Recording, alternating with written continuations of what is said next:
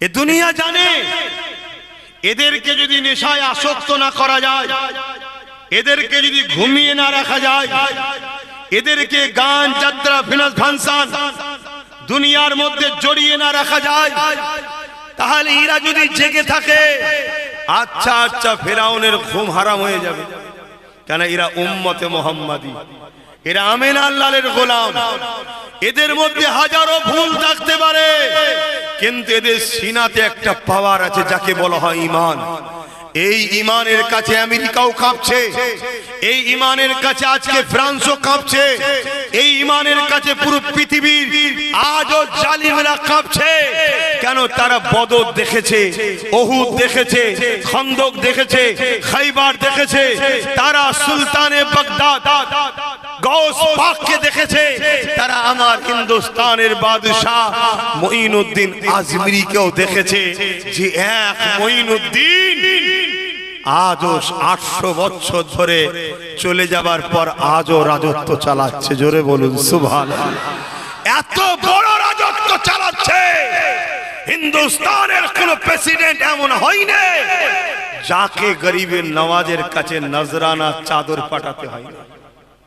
গর্ব করো যুবক, নিজেকে চেনো, তোমাকে আল্লাহ কি জন্য বানিয়েছে জানো। তুমি খায়রুল উম্মাহ, তুমি শ্রেষ্ঠ উম্মাহ, তুমি আল্লাহর প্রতিনিধিত্ব করার জন্য খলিফা হয়ে এসেছো জমিনে। তুমি এর তার পিছনে চামচাগিরি করার জন্য দুনিয়ায় এসুনি, তুমি এর তার পিছনে ঘোড়ার জন্য দুনিয়ায় এসুনি, এর তার চটি চাচার জন্য দুনিয়ায় এসুনি। তুমি এসেছো এই জমিনে গরিবকে খানা খাওয়াবে, তুমি এসেছো এই জমিনে ইনসাফ দিবার জন্য, তুমি এসেছো এই জমিনে নারীদের অধিকার দিবার জন্য। তোমাকে আল্লাহ উম্মতে মুহাম্মাদি করেছে এতিমদের পাশে দাঁড়াবার জন্য, তোমাকে আল্লাহ উম্মতে মুহাম্মাদি করেছে নেশা মুক্ত সমাজ গড়ার জন্য, তোমাকে আল্লাহ উম্মতে মুহাম্মাদি করেছে এই সমাজের বিধবার মর্যাদা দিবার জন্য। আবার এই ভালো কাজগুলো করার পর আবার তুমি নিজে খোদার ঘরে গিয়ে রুকু সেজদা দিয়ে প্রমাণ করে দেবে, মালিক আমি তো আপনারই দাস, আমি তো আপনারই দাসী। জোরে বলুন সুবহানাল্লাহ। এজন্য তো তোমাকে আমাকে বানিয়েছে। আজ দুনিয়ার লোভ লালসায় পড়ে তুমি আমি এমন লোকেদের পাল্লায় পড়ে গেলাম, আজ চোখের সামনে তোমার আমার ঘরের বোন রেপ হয়, তুমি আমি হেসে বেড়াই। চোখের সামনে তোমার আমার মা বেউজ্জতি হয়, তুমি আমি হেসে বেড়াই। চোখের সামনে তোমার আমার মসজিদগুলো ভাঙা হয়, তুমি আমি হেসে বেড়াই। চোখের সামনে মাদ্রাসায় নাকি আতঙ্কবাদী তৈরি হয় বলা হয়, তুমি আমি হেসে বেড়াই। চোখের সামনে মুসলিম যুবকদের ঘরে মব লিঞ্চিং করে পিটিয়ে মারা হয়, তুমি আমি হেসে বেড়াই। চোখের সামনে তোমার আমার কোরআনকে মিটে যাবার কথা বলা হয়, তুমি আমি হেসে বেড়াই। চোখের সামনে তোমার আল্লাহর শানে গুস্তাখি করা হয়, তুমি আমি হেসে বেড়াই। এ যুবক, তোমাকে দুনিয়া গান দিয়ে, যাত্রা দিয়ে, ফাংশন দিয়ে তোমার আল্লাহ থেকে সরিয়েছে, তোমার রসুলের থেকে সরিয়ে। খেয়াল করে দেখো তোমাকে এই দুনিয়া কোথায় নামিয়েছে। আজ থেকে 100 বছর আগে তোমাদের কাছে আমেরিকা, ব্রিটেনের মহানায়করা এসে দাঁড়িয়ে থাকতো সালাউদ্দিন আইবি, আব্দুল হামিদের সাথে দেখা করবে বলে। আজ তোমার আমার দশা কোথায় দেখো। রাস্তার কুকুর মারা গেলে বিচার হয়, মুসলমানকে মেরে দিলে বড় পদ দেওয়া হয়। কথা কি বুঝছেন না বোঝেন? এর জন্য দোষী কারা? তুমি আমি নিজেরাই। কেন? তোমার আমার রাস্তা ছিল ডান দিকে, তোমার আমার রাস্তা ছিল সিরাতুল মুস্তাকিমের দিকে, তোমার আমার রাস্তা ছিল আমিনার কদমের দিকে, তোমার আমার রাস্তা ছিল সবুজ গম্বুজওয়ালার দিকে, তোমার আমার নেতা মুহাম্মদ সাল্লাল্লাহু আলাইহি সাল্লাম। আমরা তো তোমাদের কাছে সেই নেতার সঙ্গে জুড়তে এসেছি। আব্বাস কোনো নেতা নয়, আব্বাস তো তোমার নেতার কর্মচারী, আব্বাস তো তোমার নেতার গোলাম, আব্বাস তো তোমার নেতার খাদেম। আমিনা লালের সঙ্গে তোমাদেরকে জুড়ার জন্য আব্বাস তো এসেছে বুঝাতে, তোমাদের নেতা তো একজন যিনি মরা মানুষের গায়ে হাত বুলালে আল্লাহ যার হাতের বরকতে জিন্দা করে দিত। জোরে বলুন সুবহানাল্লাহ। যিনি এই দুনিয়া থেকে জিবরাইলের সাথে বোরাক নিয়ে তামাম কায়নাতের স্রষ্টাকে বলো, তামাম কায়নাতের স্রষ্টাকে আওয়াজ দে যুবক, জমিনের মালিককে। যুবকের গলায় শুনতে চাইছে আসমানের মালিককে, আমার তোমার স্রষ্টাকে। এই ভারত সহ পৃথিবীর মালিককে। এই জমিন পানির উপরে যিনি ভাসিয়ে রেখেছেন তিনি কে? এই পৃথিবীকে একদিন ধ্বংস যিনি করবেন তিনি কে? সেই আল্লাহর সঙ্গে তোমার আমার নেতা ডাইরেক্ট গিয়ে দেখা করেছে। জোরে বলুন সুবহানাল্লাহ। সেই নেতা ছেড়ে দিয়ে কাদের পিছনে ঘুরছো যুবক? তোমাকে খেলনা দিয়ে অরিজিনাল জিনিস তোমায় ভুলিয়ে দিচ্ছে, তুমি বুঝতে পারছো না। তোমাকে তারা কিভাবে তাদের নেশার মধ্যে জড়িয়ে তোমার অস্তিত্বকে মিটিয়ে দিবার তারা চেষ্টা করছে, তুমি বুঝতে পারছো না। যুবক একবার জাগো, জাগো, একটু মন দিয়ে কথাগুলো শোনো। তোমাদের এই ভাই তোমাদেরকে বাঁচাবার চেষ্টা করছে। কেন? তুমি যাকে রসুল বলে মেনেছো, আমিও তাকে রসুল বলে মেনেছি। তোমার জন্য আজও মদিনাওয়ালা কাঁদছে, সেই উম্মত তুমি, তাই তোমায় বাঁচাবার চেষ্টায় ওয়াজ করতে এসেছি, পেটের জ্বালাই নয়। এখানে যতগুলো ইমাম ভাই আছে, কারো মাইনে কি 50,000 আছে মাসে? টাকাই দরকার হয়, একটা জলসা করলেই তো হয়ে যাবে মাসে। বলুন এত জলসা করার কি দরকার? আর এই সব কথা বলার কি দরকার? আমি তো বাবারা বাবারা বলে কিছু বলে চলে গেলেই তো হয়ে যায়। এই যে কথাগুলো বলছি, তারা আমার দুশ্মন হচ্ছে যারা তোমাদেরকে নেশায় ঘুম পাড়াচ্ছে। তারা আমার দুশ্মন হচ্ছে যারা তোমাকে নবী থেকে সরাচ্ছে। তারা আমার দুশ্মন হচ্ছে যারা তোমাদেরকে ঘুম পড়িয়ে তোমাদের মা বেটিদের ঘরে বাজারে নিলামে তোলার পরিকল্পনা করছে। এত বড় বড় কথা বলে যাচ্ছি। তারা আমার দুশ্মন হচ্ছে যারা তোমাদেরকে ঘুম পড়িয়ে তোমাদের কয়েক লক্ষ মিলিয়ন কোটি টাকার মসজিদ মাদ্রাসা সম্পত্তিকে যারা দখল করতে চাইছে, তারা আমার উপরে রেগে যাচ্ছে। আমার দুশ্মন তারা হচ্ছে। তারপরেও তোমাদেরকে বুঝাচ্ছি কেন? যদি তোমরা বেঁচে থাকা অবস্থাতে আল্লাহর ঘর বেউজ্জতি হয়, মসজিদ বেউজ্জতি হয়, মাদ্রাসা বেউজ্জতি হয়, কোরআনের উপরে আঘাত আছে, মনে রেখে দিও আমার আল্লাহ তোমাকে কিয়ামতের দিন ছাড়বে না। বান্দা আমার কোরআনের জন্য কি করেছিস বল? যখন আমার মসজিদ ভাঙছিল তুই কি করেছিস বল? যখন আমার মাদ্রাসা ভাঙছিল তুই কি করেছিস বল? আরে আমি আল্লাহ মসজিদের মুখাপেক্ষী নয়, মাদ্রাসার মুখাপেক্ষী নয়, কিন্তু তোরা যে আমার বান্দা, দুটো হাত দিলাম আমি, আমার মসজিদ মাদ্রাসার জন্য কি করেছিস বল? যখন কিছু করিসনি আজকে যা জাহান্নামে।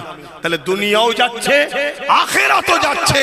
তাই যুবককে বলবো, হালকা বয়সে গান হয়েছে, সিনেমা দেখে ফেলেছো, পাপ করে ফেলেছো, এগুলোতে আল্লাহর কাছে ক্ষমা চাও, মাপ আছে।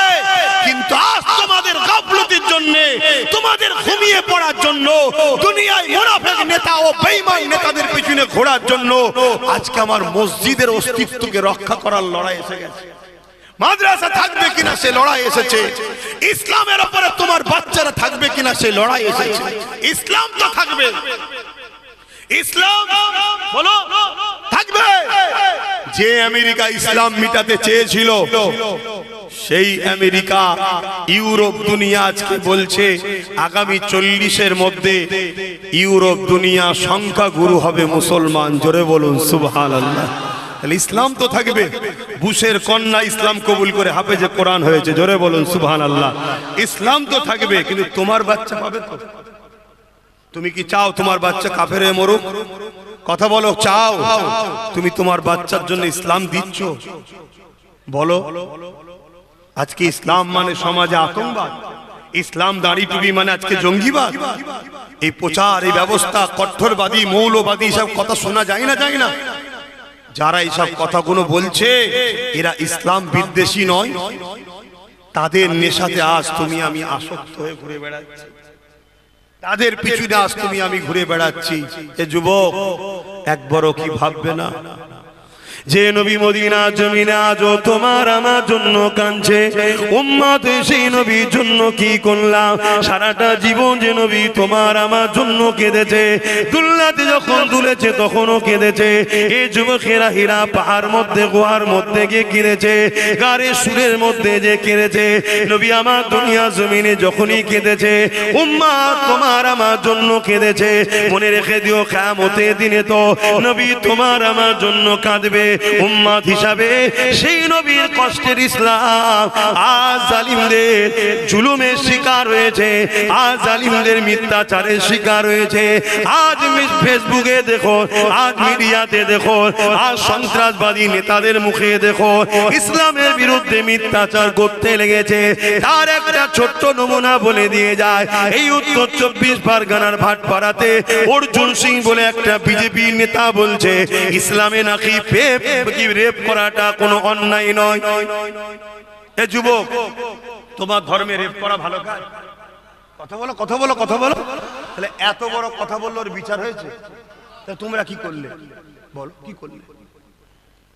আমি বলছি না তোমরা কি কালকে মারো না, ওটা আমার দেশের সংবিধান নয়, আর দেশের আইনকে মানতে হবে, ইসলামও বলেছে।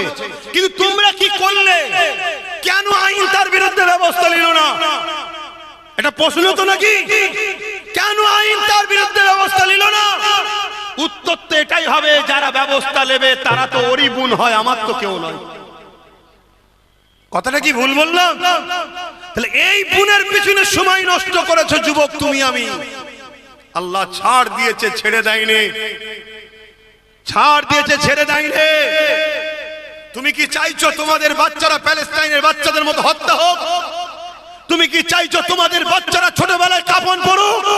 যদি বলো না, তাহলে আব্বাস সিদ্দিকীর কথা শোনো, নবীকে ধরো, আসো আমার রাসূলুল্লাহর কদমে। আব্বাসকেও ভালোবাসার আগে দেখবে নবী কি আব্বাস যদি ভালোবাসে তাহলে আব্বাস জিন্দাবাদ। যদি আব্বাস নবীর সাথে না হয়, আব্বাসের সাথেও আমরা নেই। এই আকীদা তৈরি করো। নবী আমাদের একমাত্র মডেল, একমাত্র লিডার একজনই নবী। কি মানতে পারছো? আমার কথা হাত তুলে বলো, মানতে পারছো? মানতে পারছো? হাত তুলে বলো, মানতে পারছো? আল্লাহ আমাদেরকে কবুল করুন, আল্লাহুম্মা আমিন। তুমি জানো কত মুসলমান আছে তোমার আমার মধ্যে ঢুকে আছে, যারা অলরেডি ইসলাম ছেড়ে চলে গেছে, সামান্য অর্থের জন্য, পদের জন্য, কোন নারীর জন্য ইসলাম ছেড়ে দিয়েছে, কিন্তু তোমার আমার ভেতরে ঢুকে বসে আছে। তাকে তুমি এই মুসলমান মনে করি, কিন্তু সে তোমার আমার ভেতরে থেকে আস্তে আস্তে তোমাকে আমাকেও খারাপ দিকে নিয়ে যেতে চাইছে। তুমি কি একবারও ভাববে না এখনই তোমার বুকে একটা ব্যথা হতে পারে, এই ব্যথাতে তোমার মৃত্যুটা হয়ে যেতে পারে। এতগুলো মানুষ এসেছে, সবাই যে যা করে ফিরে চলে যেতে পারে, আমার নাও যাওয়া হতে পারে। এ যুবক, তোমারও না হয় যাওয়া হতে পারে। কাল যদি তুমি আমি ঘরে গিয়ে ঘুমোই, কাল সূর্য উঠবে, তুমি আমি না উঠতে পারি। এই তো জিন্দেগি তোমার আমার, এই নিঃশ্বাসের কোনো বিশ্বাস নাই। এ যুবক, কবরের জমিনে তোমাকে আমাকে তো দিয়ে আসবে। ওই কবরের জমিনে তুমি আমি কি জবাবটা দেবো বলো? যখন তোমার মসজিদ ভাঙছে তখন তুমি মেলাতে ব্যস্ত, যখন তোমার মাদ্রাসাকে সন্ত্রাসবাদী শিক্ষা বলা হচ্ছে তখন তুমি জালিম নেতার মিছিলে ব্যস্ত, যখন তোমার কোরআনের ওপরে আঘাত দেওয়া হচ্ছে, কোরআন শেষ হয়ে যাবে, আমার উন্নতি শেষ হয়ে যাবে না, এই রকম সন্ত্রাসীমূলক কথাবার্তা যখন তোমার সমাজে বলা হচ্ছে, এ যুবক, তখন তুমি সেই জালিমের ঝান্ডা ধরে ঘুরে বেড়াচ্ছ। মনে রেখে দিও, আল্লাহ ছাড় দিয়েছে, ছেড়ে দেয়নি। কবরের জমিনে তোমাকে আমাকে যেতে হবে, আল্লাহ পাক কিন্তু জবাব নেবে। আর তুমি মনে করো মৃত্যুর পরে সব শেষ হয়ে যাবে, কবর বলে কিছু না, তাহলে মুসলমান তুমি কে বললে?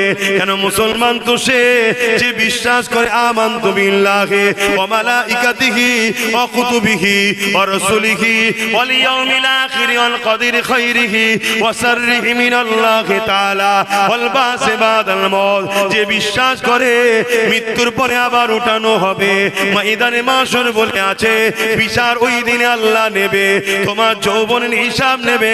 আল্লাহ তোমাকে দুটো হাত দিয়েছে, এই হাতের হিসাব নেবে। আল্লাহ তোমাকে দুটো পা দিয়েছে, এই পায়ের হিসাব নেবে।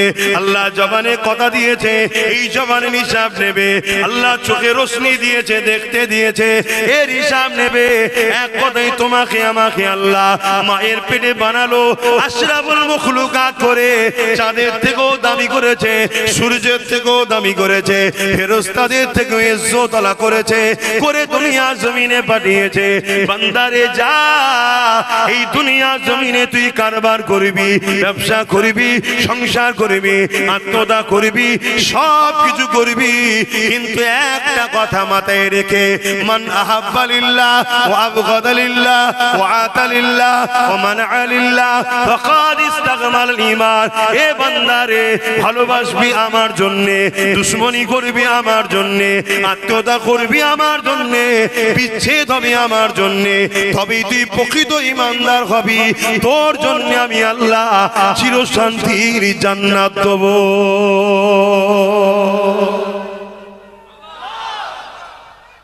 আল্লাহ, এটা আমাদের পরীক্ষার জায়গা। কে পাঠিয়েছে বলুন না গো ভাই আমার? তাহলে আমাদের পরীক্ষা কি? আল্লাহ বলছে ভালোবাসবি আমার জন্য, দুশ্মনী করবি, লড়াই করবি কার জন্য? কারোর সঙ্গে আত্মহত্যা করবি কার জন্য? কারোর সঙ্গে বিচ্ছেদ হবি কার জন্য? তারাই হলো প্রকৃত ঈমানদার, তারাই ঈমানের স্বাদ পায়। আমরা কি এটা করছি? বলুন, আমরা কি এটা করছি? এ নওজওয়ানেরা, আল্লাহ দিয়ে হাত নিয়ে, এই হাত আল্লাহ কেন দিল? আমাকে আপনাকে তো ভাবতে হবে।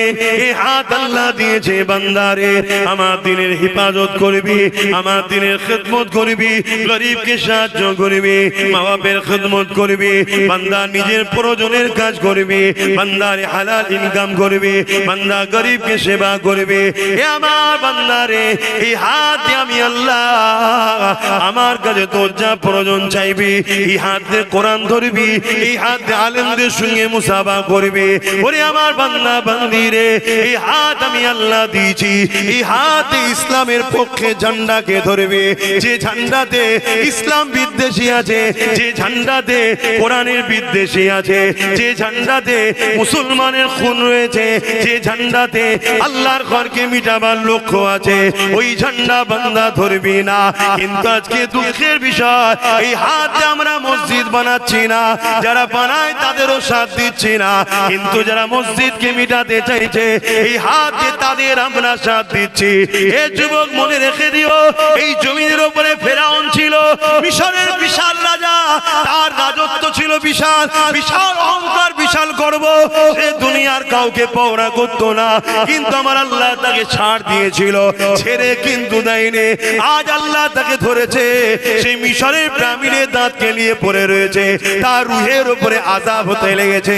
এই পৃথিবীর রাজা ছিল নমরুদ, এই নমরুদ অনেক অত্যাচার করেছে, এই নমরুদ অনেক মানুষের উপরে জুলুম করেছে।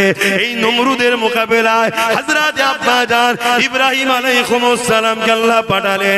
ইব্রাহিম নবী নমরুদের বিরোধী করতে লাগলো, নমরুদের অন্যায়ের বিরুদ্ধে বলতে লাগলো, নমরুদের স্বৈরাচারের বিরুদ্ধে বলতে লাগলো, নমরুদের মিথ্যাচারের বিরুদ্ধে বলতে লাগলো, নমরুদের দুর্নীতির বিরুদ্ধে বলতে লাগলো।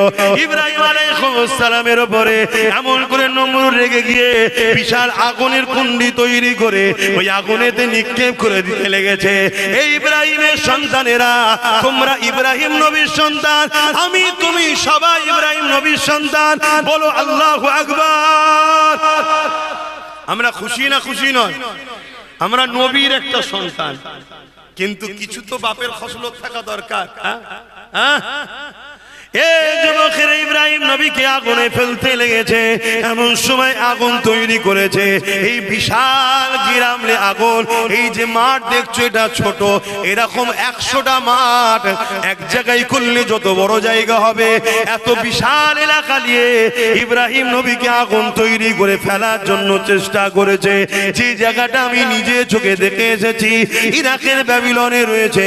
এই যুবকেরা ওই জায়গায় ইব্রাহিম আলাইহিস সালাম আগুনে ফেলবে বলে জুড়ে নমরুদ আগুন তৈরি করেছে, 1 মাসের অধিক ধরে কাঠ জড়ো করেছে। ওই আগুনের তাপমাত্রা এত বেড়ে গেছে, ওই আগুনের কাছে ইব্রাহিম নবীকে ফেলতে যে নিয়ে যাবে, ওই নিয়ে যাবার মতো আর কাউকে পাওয়া যাচ্ছে না। এত তাপ হয়ে গেছে যে কাছে যে ফেলতে তো লোক লাগবে, আগুনের তাপে লোক যেতে পারছে না কাছে। ওপর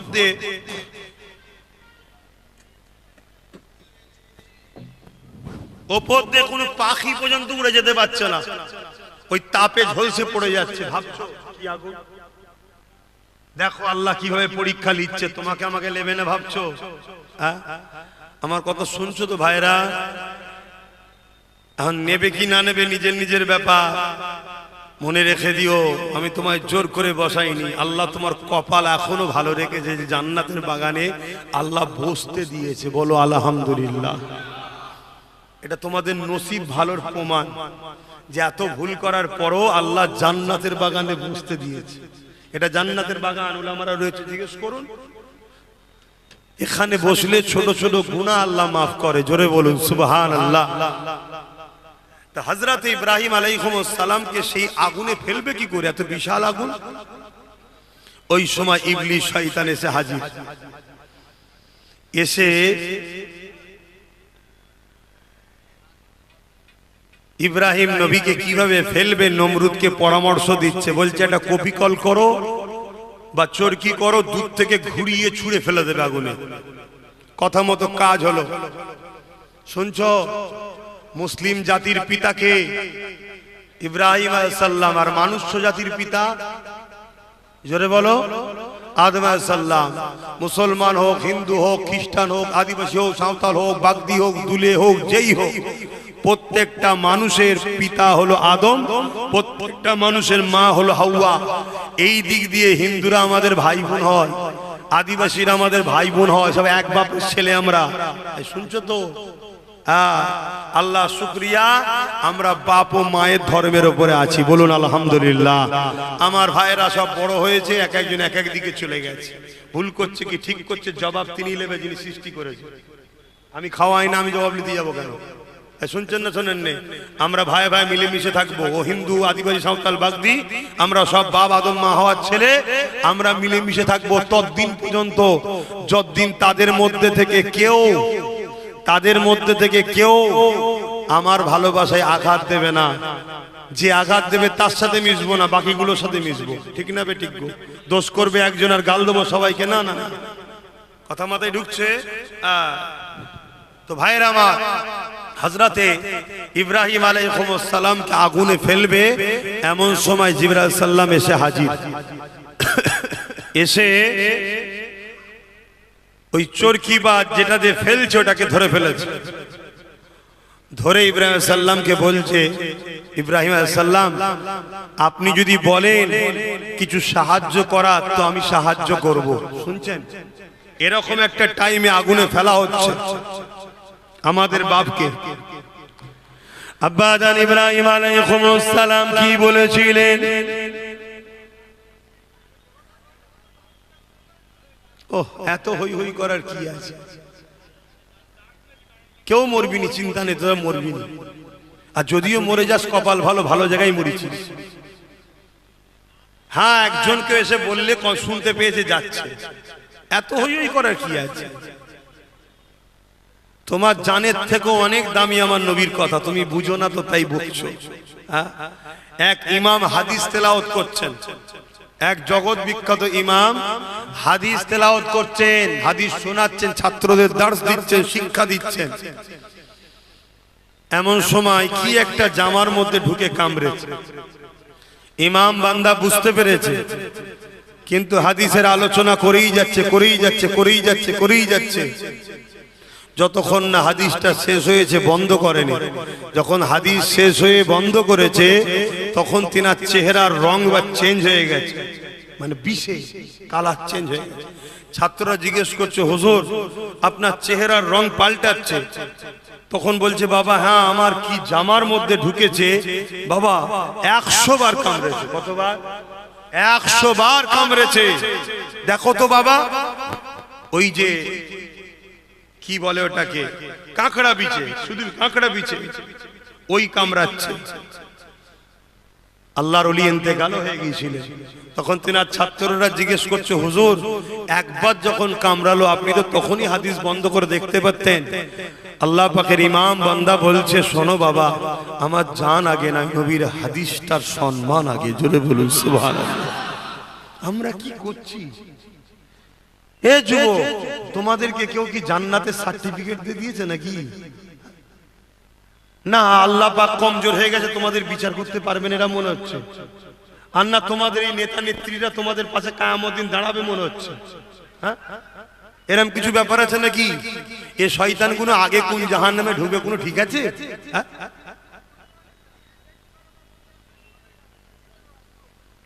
এরকম করলে হবে না। আমায় কথা বলতে দেন না, অজিদিকুদি হয়ে যাবে। হযরত ইব্রাহিম আলাইহিস সালাম, এ বাপ, সব যুবক ছেলেরে, এদেরকে বসানো খুব কঠিন ব্যাপার। আল্লাহর খুব দয়া যে আমার কপালে গুলো জোটে। এরা এখানে বসার ছেলে নয়, বাস্তব কথা বলছি। কিন্তু আল্লাহর খাস দয়া এখন আমার কপালে জোটে, আর এগুলো বসেও থাকে। আল্লাহর কাছে দোয়া করি, বসে যখন গেছে খোদা জান্নাতে, এদেরকে জাহান্নামী করুন, এদেরকে জান্নাতি করে দাও। বলুন আল্লাহুম্মা আমিন। বলো আল্লাহুম্মা আমিন। এই আল্লাহ চাইলে তোমাদেরকে ওলি বানাতে পারে না? পারে না? জোরে বলো, জোরে বলো। অনেকে 23 মারে, আব্বাস সিদ্দিকীর সঙ্গে যেগুলো আছে সব বদমাইশ। অনেকে 23 মারে, শুনেছো তো নাকি? যারা থাকে নামাজ পড়ে না, গুটকা খায়, হ্যান খাই, ত্যান খাই। শোন, আমার সঙ্গে যারা থাকে নামাজ কাজা করে, গুটকা খায়, যাই খায়, কিন্তু কমসে কম নবী ও আল্লাহর দুশমন নয়। এগুলো নবী ও আল্লাহর দুশমন নয়। আর ইতিহাস বলছে, যুগে যুগে হযরতে হাবিবে ইয়ামান, হযরত হাবিবে আজমি, তিনি এক সময়ে বড় পাপ খারাপ রাস্তায় ছিলেন। আল্লাহ তিনাকে জগৎ বিখ্যাত ওলি করে দিয়েছে। জোরে বলুন সুবহানাল্লাহ। হযরতে মালিক বিন দিনার রাস্তায় শরাব খেয়ে পড়ে থাকতো। ওয়াজ করছে, এক যুবক উঠে দাঁড়িয়ে পড়েছে, জিজ্ঞেস করছে, হুজুর একটা সময় আমরা ছোট ছিলাম, আপনি তখন জন ছিলেন, আপনাকে দেখেছি রাস্তায় মদ খেয়ে পড়ে থাকতেন। আজ আপনি মেম্বারে উঠে ওয়াজ করছেন, কোটি কোটি লোক আপনার ফ্যান ফলোয়ার্স হয়েছে। হুজুর এই পরিবর্তন হলো কি করে? আল্লাহর ওলি মালিক বিন দিনার তিনি বলতে লেগেছে, শোনো বাবা, একটু শুনবে? এটা বলে দিই, বিছখানে এসে যখন গেছে, শোনো, যুবকদের শোনা দরকার। শোনো বাবারা, একদিন রোজার মাস, 27 রোজা, কদরের রাত্রিরে মদ কিনেছি, লোকের সামনে খেতে লজ্জা লাগছিল, তাই ঘরে নিয়ে এসেছি খাবো বলে। রোজার মাসের 27 তারিখে কোন পথে ছিল? কিন্তু আজকে তিনি কোন পথে গেছে? মালিক বিন দিনার নৌকো করে পার হচ্ছে। মজুম মানুষ তো, পকেটে পয়সা নেই। মাঝি বলছে পয়সা দাও, তিনি বলছেন বাবা পয়সা তো নেই বাবা, উপারে যাব, উঠে পড়েছি। মাঝি ধরে নিয়ে নদীতে ফেলে দেবে বলে চাংতলা করে তুলেছে। মাঝি যখন নদীর নৌকার কাছাকাছি গেছে, কেনায় ফেলবে, দেখতে লেগছে হাজার হাজার মাছ একটা করে সোনার মুদ্রা মুখে করে নিয়ে পানিতে ভেসে উঠেছে। জোরে বলুন সুবহানাল্লাহ। মাঝি হুজুরকে নেভিয়ে দিয়ে কদম ধরে কাঁদছে, হুজুর আমার ভুল হয়ে গেছে, আপনি চিনতে পারিনি। যে ব্যক্তিটা একদিন মদ খেয়ে রাস্তায় পড়ে থাকতো, তওবা করে আল্লাহ তাকে কত বড় ওলি করেছে, নদীর মাছও তার বিপদে মুখে মুদ্রা নিয়ে দাঁড়িয়ে যায়। জোরে বলুন সুবহানাল্লাহ। এ যুবক, তুমি আজকে ভুল করছো, কাল তুমি যে ওলি হবেন এর কি মানে আছে? কিন্তু ভুল দুই ধরনের হয়, একটা নিজের আর একটা ধর্মের বিরুদ্ধে। নিজের যদি ক্ষতি করো, পৃথিবী পরিমাণও যদি গুনাহ করে ফেলো, এরপরও উম্মতে মুহাম্মাদি জেনে রেখো, তোমার পাপের মাপের রাস্তা এখনো খোলা আছে। আল্লাহ তওবাকারীকে পছন্দ করে। কিন্তু আমার নবীর দ্বীনের যদি দুশমনি করো বা দুশমনদের সাপোর্ট করো, মনে রেখে দিও, পৃথিবীর সব মৌলী সাহেবকেও দোয়া করে তোমায় জান্নাতে কোনো বাপের বেড়া নিয়ে যেতে পারবে না। কেন? নবীর দ্বীনের দুশমন মানে তার ঈমান থাকে না। শুনছেন তো নাকি? তার ঈমান থাকে না। আর এই কথাগুলো আমি তোমাদেরকে বুঝাতে চাই যে হালকা বয়সে একটু হয়ে যায়, কিন্তু ভাই আমার দ্বীনের দুশমন হয়ে যাসনি ভাই। আজকে দেখো না, মসজিদকে ভাঙার জন্য সব উঠে পড়ে লেগেছে, ওয়াকাফকে দখল করার জন্য উঠে পড়ে লেগেছে। এদের সাথ দিয়া কি চলবে? আওয়াজ দিয়ে বলো চলবে? এদের যদি সাথ দাও তার মানে তুমি মসজিদের দুশ্মনী করলে।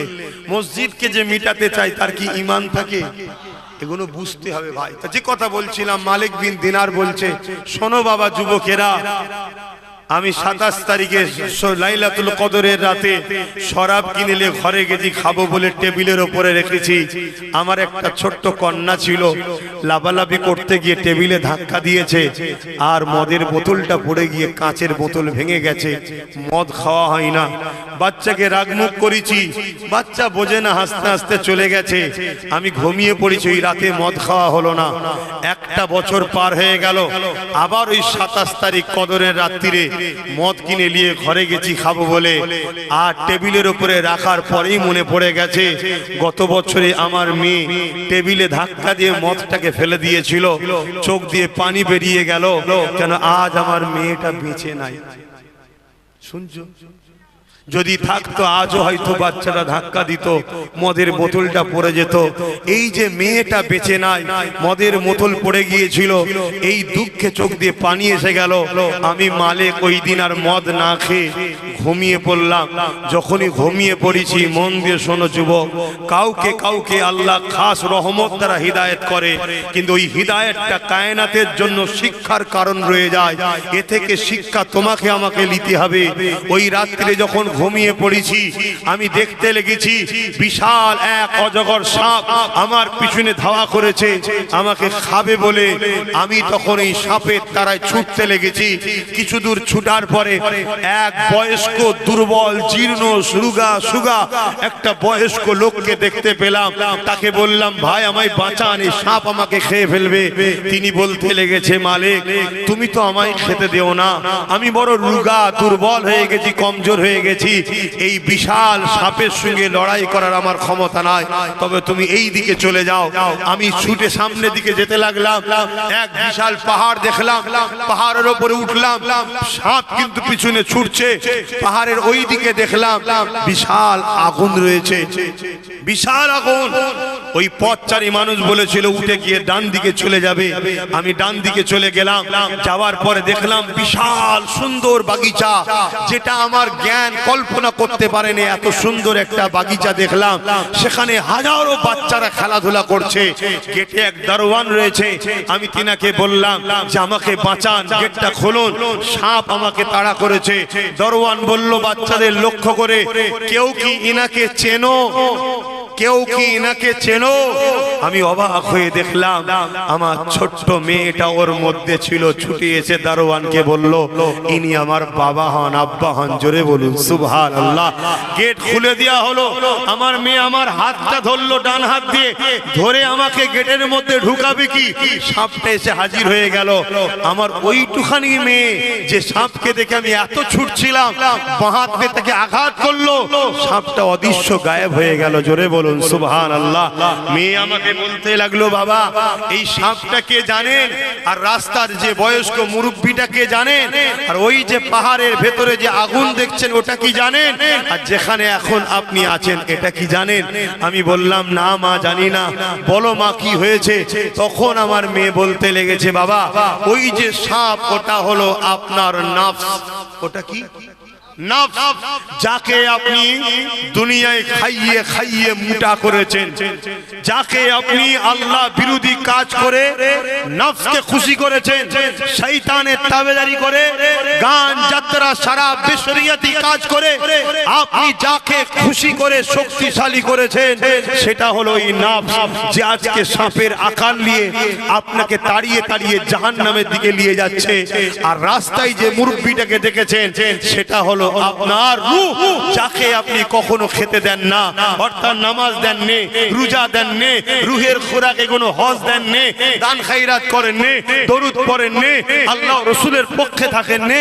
তাই রূহটা আপনার বড় দুর্বল, যেটা মানুষের সুরাতে দাঁড়িয়েছিল, তাই সাপের মোকাবেলা সে করতে পারেনি। ওই যে গর্তটা দেখছেন, ওই আগুন, ওটা ছিল জাহান্নামের, ওখানে নিয়ে যে আপনাকে ফেলতে চাইছে। আর যেটা দেখছেন এটা হলো জান্নাতের একটা বাগিচা, নাবালক বাচ্চারা ইন্তেকাল করলে তাকে আল্লাহ এখানে রাখে। জোরে বলুন সুবহানাল্লাহ, আরো জোরে বলুন সুবহানাল্লাহ। এই যুবক ঘুমটা ভেঙে গেল, উঠে কাঁদতে শুরু করলাম। সকাল হলো, আল্লাহর ওলির দরবারে গিয়ে তওবা করলাম, বায়াত হলাম। সেদিন থেকে আমার আল্লাহ আমাকে ইজ্জত ওয়ালা করলো। আজ মিম্বারে দাঁড়িয়ে তোমার কাছে আলোচনা করছি। হে যুবক, তুমি আজ ভুল করছো, আসো আমাদের সঙ্গে বন্ধুত্ব করো, আসো উলামাদের কাছে আসো, তাদের সঙ্গে বন্ধুত্ব করো। তুমি আমার নবীর হও, আল্লাহর হও, তোমাকে ভালো লাগবে, তুমি দুনিয়া আখিরাত পাবে। এ দুনিয়ার নেশা, ছোট হুজুর বলতেন, বাবারা গিলটি চমকে শোনা ভুলে গেলি। এ দুনিয়া গিলটি, চোখের খিদে, চোখের নজর, চোখ তোমাকে ধোঁকা দিচ্ছে। এ যুবক, তোমার জন্য আমার আল্লাহ এ দুনিয়ায় পরীক্ষার জন্য পাঠিয়েছে, পরীক্ষায় ফেল হয়ে যাচ্ছে আমরা। কমসে কম শেষ কথা এতটুকু বলবো, ইমানটা তো বাঁচান, ইমানটা তো বাঁচান। এখন তো ইমানটাও চুরি হয়ে যাচ্ছে, ইমানটাও চুরি হচ্ছে। বাপেরা, নওজওয়ানেরা, ইব্রাহিম আলাইহিস সালামের কথাটা একটু বলেনি। কি গো অসুবিধা হচ্ছে ভাইরা? একটু বলি নাকি? হাত তুলে বলুন, শুনতে চাইছেন তো না দোয়া করে দেবো? এ নওজওয়ানেরা, আব্বাজান হযরত ইব্রাহিম আলাইহিস সালামকে হযরত জিবরাইল যখন বলেছিল, ও ভাই ইব্রাহিম, আপনাকে কিছু সাহায্য করতে হবে, কি বলে? এই নমরুদ আপনাকে এক্ষুনি আগুনে ফেলে দেবে। ইব্রাহিম আলাইহিস সালাম যে বিশাল আগুন চোখের সামনে দেখতে লেগেছে, এই আগুনে এক্ষুনি ছুঁড়ে ফেলা হবে, এই রকম একটা কঠিন টাইমে আমাদের আব্বাজান ইব্রাহিম সাল্লাম কি বলেছিলে? এ জালি, এ হযরত জিবরাইল সাল্লাম, এ হযরত জিবরাইল আলাইহিস সালাম, না না না, আপনার কোনো সাহায্য লাগবে না, আপনি নিখুঁত টাইমে আপনি আমাকে ডিস্টার্ব করবেন না, আপনি চলে যান। এটা আমার আল্লাহ আমাকে পরীক্ষা নিচ্ছে। আমি যে বলেছিলাম ইব্রাহিম আল্লাহকে ভালোবাসি, এই আল্লাহ পাক আমার প্রেমের পরীক্ষা নিতে লেগেছে। আমার আল্লাহ তো তিনি, যিনি ইচ্ছা করলে এই নমরুদের আগুনের মধ্যে আমাকে বাঁচাতে পারে। আর তিনি যদি নমরুদের আগুনে ফেলে আমাকে খুশি হয়, আমি আমার আল্লাহকে এত ভালোবাসি, নমরুদের আগুনে একবার নয়, আবার যদি জান দেয়, আবার যদি ফেলে, আমি আমার আল্লাহর খুশির জন্য 1000 বার পুড়তে রাজি আছি। আরো জোরে বলুন সুবহান।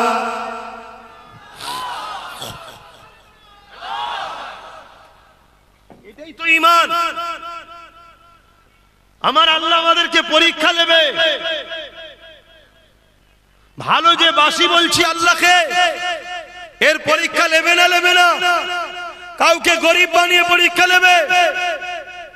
গরিবের উচিত এ কথা বলা, আল্লাহ যদি আমাকে না খাইয়ে খুশি হয়, আমি আমার আল্লাহকে এত ভালোবাসি, আমি হারাম খাবো না, কারো পা চেটে খাবো না, কারো মোড়া মুরগির বিরিয়ানিও খেতে যাব না, আমি আমার আল্লাহর খুশির জন্য না খেয়ে থাকবো।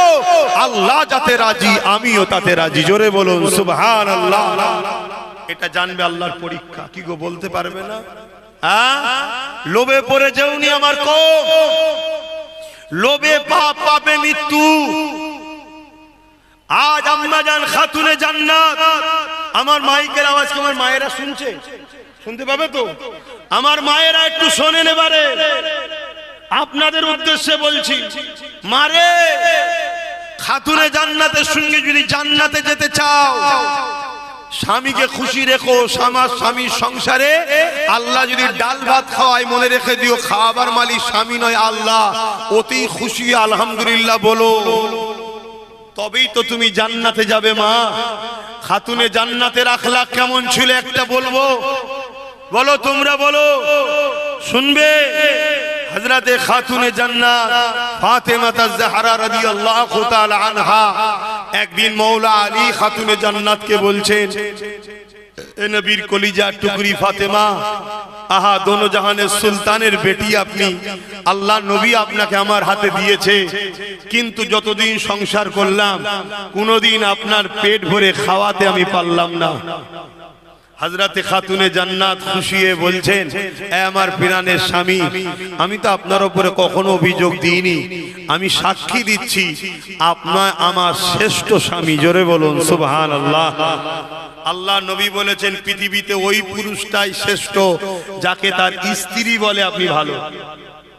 অন্য কোন জায়গায় সার্টিফিকেট নিলে হবে না। স্ত্রী যদি সার্টিফিকেট দেয়, এই জায়গায় সার্টিফিকেট পাওয়া আল্লাহু আকবার খুব বিশাল ব্যাপার।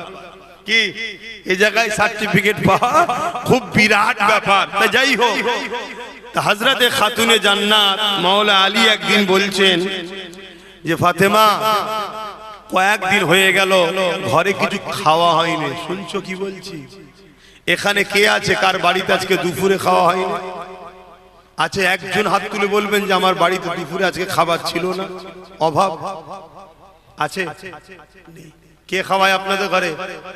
সরকার না আল্লাহ? জোরে বলে, জোরে বলে। তাহলে সরকারের লোক, সরকারের যখন জালিম ছেঁচড়া নেতাগুলো বলে যে আমরা দিই, জুতোর বাড়ি মারেন না কেন?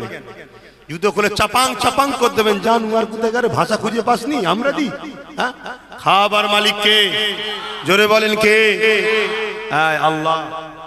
সবাইকে আল্লাহ খাওয়ায়। কথা বুঝে আসছে? আমার কথা কি খারাপ লাগলো নাকি? হ্যাঁ। আর যখন চুপ থাকবেন মানে ওই কথাটা মেনে নিচ্ছেন আপনি, ওই কথাটা আপনি মেনে নিচ্ছেন, তার মানে কত দিক দিয়ে আমাদেরকে বেঈমান বানাবার প্ল্যান চলছে জানেন? তো ওই সময়ে খাতুনে জান্নাতকে মাওলা আলী বলতে লেগেছে, যদি আপনি বলেন আপনার আব্বার কাছে যাব, অর্থাৎ শ্বশুরের কাছে, কেন আমার রসুলের অনেক ধনী সাহাবা ছিলেন, অনেক নজরানা দেয়, যদি কিছু পাই নিয়ে আসলে কমসে কম হাসান হোসেনও তো কয়েকদিন খাইনে, একটু খাওয়া হবে। আহ মা, কোন সংসারের কথা বলছি শোনেন আম্মা, আজ আপনাদের কারো সংসার কি কোনো মায়ের এত গরিবী আছে? আহারে, কুল কায়নাত যাদের ওসিলাই খাচ্ছে। হযরতে মাওলা আলীকে খাতুনে জান্নাত বললেন, যান আব্বার কাছে যান, যে দেখেন। হযরতে আলী চলে আসলেন, দীর্ঘক্ষণ আমার নবীর কাছে বসে আছে, কিছু পেলেন না, মনটা মরা করে ঘরে যাচ্ছে। ঘরের বাইরে থেকে সালাম দিতে হয়। জীবনে কোনোদিন স্ত্রীকে সালাম দিয়েছেন? কাদের কাদের বিয়ে হয়ে গেছে হাত তোলেন। যাদের যাদের বিয়ে হয়ে গেছে হাত তুলবেন, থাকতে হাত তুলবেন না, যদি ফটো যদি ভেতরে চলে যায় একবার কপালে বিপদ আছে। কাদের কাদের বিয়ে হয়ে গেছে? আমিও হাত তুলছি, দেখছেন না? না, আমার দিকে তো অনেক কটা ক্যামেরা, বিপদ হয়ে যাবে। বলেন কার কার বিয়ে গেছে? হাত না বান। একজনকেও হাত তুলে বলেন বিবিকে সালাম দিয়েছেন? বাহ, মাশাআল্লাহ, যারা দিয়েছো খুব সৌভাগ্যবান তোমরা। বিবি যদি যতই মিজাজি হোক, ঘন ঘন সালাম দেবেন, ঘন ঘন সালাম দেবেন। তার মানে কি আল্লাহ তোমার উপরে শান্তি দিক, রহমত দিক। আল্লাহ তোমাকে শান্তিতে দিক, রহমত রাখো। তো তোমার সালাম যদি একবার কবুল হয়ে যায়, ও বিবি ভালো হবে না? হবে না? আর মা বোনেদের বলছি, স্বামী যদি বদমাইশ হয়, ঝগড়া না করে ঘন ঘন সালাম দাও, আসসালামু আলাইকুম ওয়া রাহমাতুল্লাহি ওয়া বারাকাতুহু। তার মানে কি আল্লাহ শান্তি, রহমত, বরকত আপনারও বর্ষিত হোক। কোন স্বামীর উপরে যদি আল্লাহর রহমত, শান্তি বর্ষিত হয়, সে স্বামী ভালো হবে না, মানে আল্লাহর ওলি হয়ে যাবে।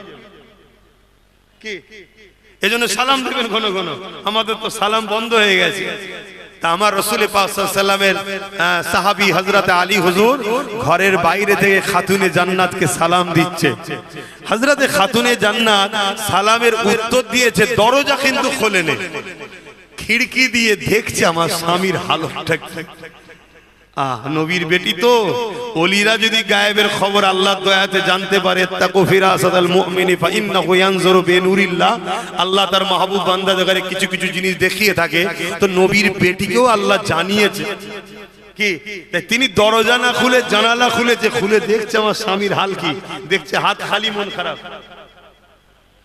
আল্লাহ নবীর কলিজার টুকরিয়া কি শিক্ষা দিয়েছে নবী বেটিকে। বলতে লেগেছে, আমার প্রাণের স্বামী আপনার মন খারাপ কেন? বলছে আমার রসুলের কাছে গেলাম, কিছু পেলাম না। আহা, তুমি বড় সুখী আছো, খোদার তো হাসান হোসাইন আছে। হযরতে খাতুনে জান্নাত বলছে আপনি মুখে হাসেন, শুকরিয়া আদায় করেন, ঘরের ভেতরে আসেন, আগে শুকরিয়া আদায় করেন। বলছে কিসের জন্য? আল্লাহ পাক জিহালে রেখেছে, এর জন্যই শুকরিয়া আদায় করতে হয়। বলুন আলহামদুলিল্লাহ। আমি ফাতেমাও শুকরিয়া আদায় করছি। কিসের জন্য? হযরতে খাতুনে জান্নাত বলছে খাবার হয়তো আপনি আনেননি, কিন্তু আল্লাহ স্বামীটাকে তো ঘরে পাঠিয়েছে। বলুন সুবহানাল্লাহ।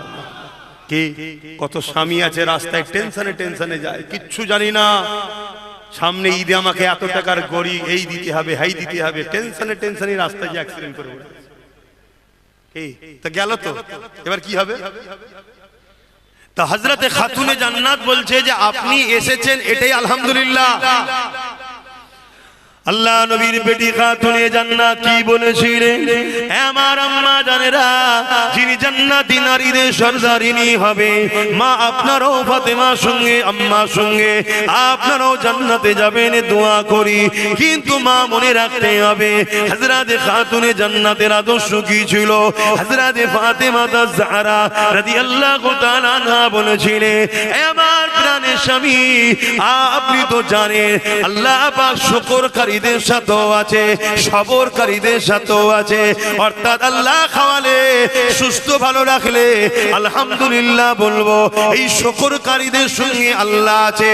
আর যদি আল্লাহ না খাওয়ায়, অভাব যদি হয়, সবর যদি করে, তার সঙ্গেও আল্লাহ আছে। আমার প্রাণের স্বামী, আমরা কেমন আল্লাহকে ভালোবাসি। আমার আল্লাহ যদি ফাতেমাকে, হাসান হোসাইনকে আপনাকে না খাইয়ে যদি পরীক্ষা নিয়ে খুশি হয়, আমরা কেন আল্লাহর খুশির জন্য না খেয়ে পরীক্ষায় আল্লাহকে রাজি করতে পারবো না? এই বলে